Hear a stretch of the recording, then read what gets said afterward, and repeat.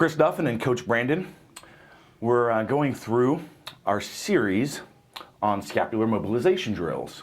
This next one we really like because we're not just dealing with some mobilization, but we're actually getting into some stuff that you're going to see involved directly in some squat pattern, or how we're setting up for the squat, and some practice on that, and feedback to know whether you can get in those positions or not effectively. So what we're going to have is Jody sit on his butt against the wall.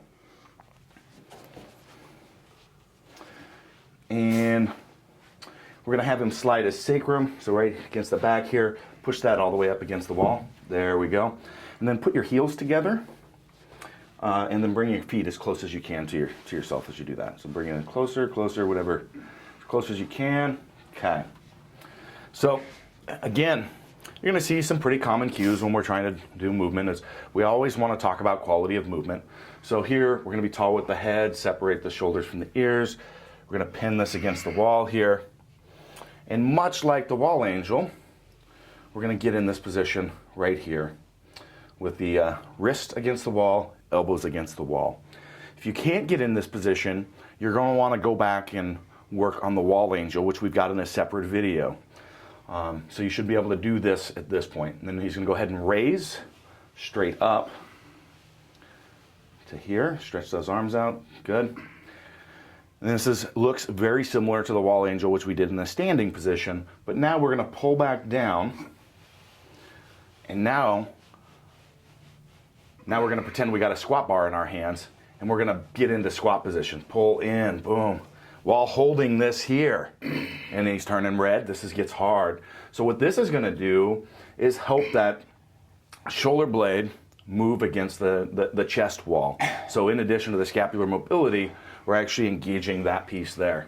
So this is, again, just like pulling that bar into position. So if you're having trouble with elbow pain, shoulder pain from the squat, the bar kicking you forward, ability to hold this position while you engage those lats to pull into position, boom. So we're starting to loop, there we go. Jody fixed it. And then back up again. Good. So we worked him really hard on the bottom position. As we do repetitions, we're probably not going to work quite that hard in every single one. So we're going to be looking at 3 or 4 sets of 10 to 20 repetitions, 3 to 4 times a week would be a great way to incorporate this. This would be a great one to do before squatting. This is a nice alternative as well to the overhead R&T squats that we love as a squat warm-up as well. So Jody, go ahead and work through some repetitions again. There we go. Boom. Good. And back up. And up. And then back down. Good. And see, you're starting to lose it against the wall here a little bit. There we go. So you're not going to want to go pull just this tight yet, Jody. So we're going to want to be to where you can hold this position. There we go. And so here's our marker of where his position is. And if he can improve that, then we're going to see progress. So, all right. Brandon, do you have anything to add in this? The only thing I was going to add is what you just did at the end. You're probably going to have, the further you go down, the harder it is going to be on those joints to get that range of motion. So if you find that as you're going through that range of motion and you start to pop off, that's probably your stopping point for now. Work back up, back down, try and increase a little more, up, down, increase a little more. The farther out our hands come away from the wall, the more compensation we're going to have in other places, which is exactly what we're trying to get away from. It's all about quality of movement over quantity. Yep. All right. Thank you, Brandon. Jody, thanks for the demonstration.